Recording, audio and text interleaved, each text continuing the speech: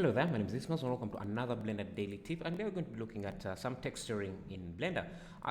What we're going to do is texture this water and the fountain maybe we can do in a different tutorial because I want to keep this very short. So yeah, let's get started. So I'll create a new material here and find an image like this, a water caustics texture image like this. It's going to help us create some bumps for the water because there is not really much you can do when texturing water since it doesn't really have any texture except those bumps, as you can see there, and then refractions and reflections. So let's find this find an image like this to use as your reflections. Sorry, your bump maps, and then let's import that image texture. Load it up. I think it's this here. I can connect it to the base color to see how it looks. Let me first and see, but to scale up the texture, I'm just going to hold down Ctrl T to access this texture coordinate mapping. This shortcut will only work if you're using the Node Wrangler add-on, which you can enable under Edit Preferences and then Add-ons. So let's scale this up a bit or down just to see a little bit more detail like that. We're going to use this as the bump map, so I'll feed this through a vector bump map, connect this to the height, and then connect this to the normal. And you can see we are getting some details.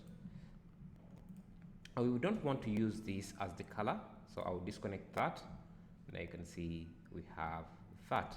So to give it that refraction, I'll just turn up the transmission like so, and you can see we are getting some reflections and refractions. The problem is that our roughness is quite high, so we're not getting that sharp reflections. So we can reduce this to a bit like that, and then let's unhide everything just to see how this looks. And you can see it looks good. And now what we can do is also reduce the bump map, the strength here, just a bit to have that. Let's also apply this material on the rest of the water like here. So link to this material, Ctrl L, material.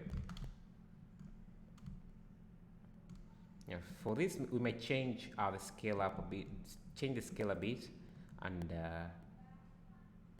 see.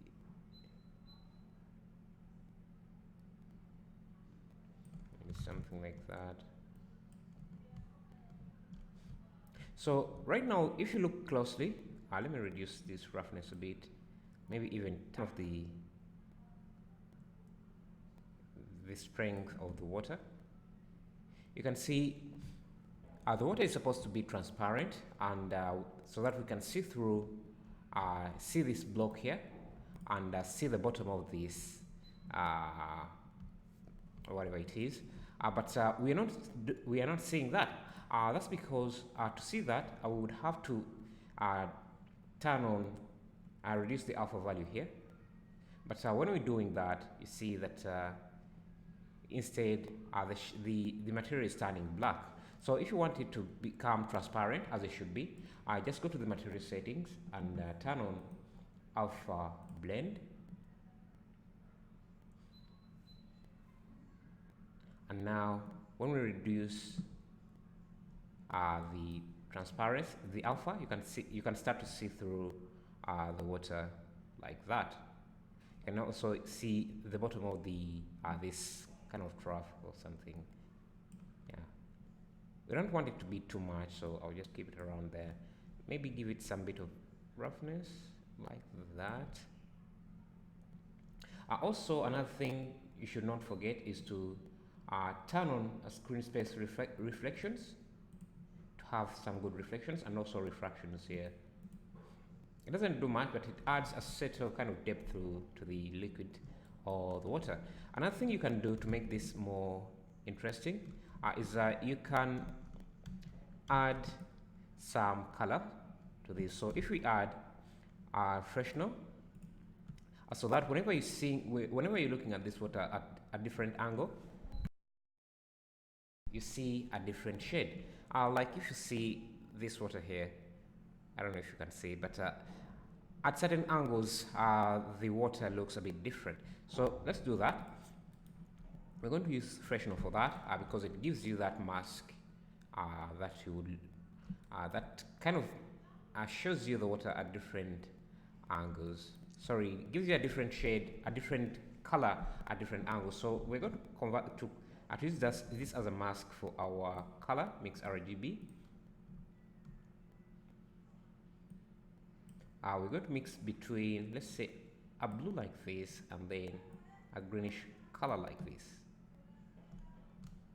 to have something like that. I don't like using the freshener. There's another node that works like the freshener. If you go under input, layer weight, you have the freshener and facing inputs, and I like the facing value because it kind of blends you. I like the layer weight node because it blends.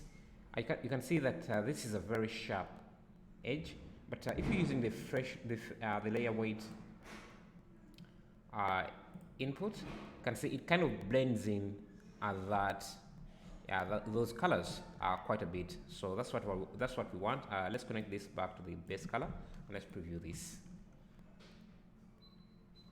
Now you can see that at different angles we get a different shade of the water.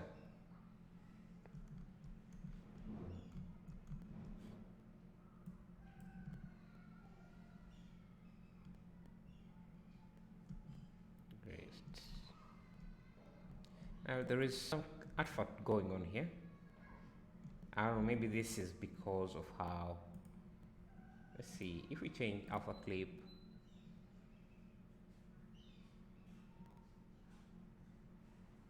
remember we are using Eevee, so it kind of uses some tricks to get around how cycles works in real time. So yeah, sometimes you might see weird things going on. It might be a bug or just how cycles works, and you can see that when we change to alpha clip, we got better results than alpha blend, and yeah. That's the problem with this is that we are losing that kind of see-through, but I think this looks even better. So yeah, thank you for watching, and yeah, leave a like, subscribe, and also if you want to watch the process of modeling this asset, you can go to my second channel, Blender Money, and watch that. Thank you.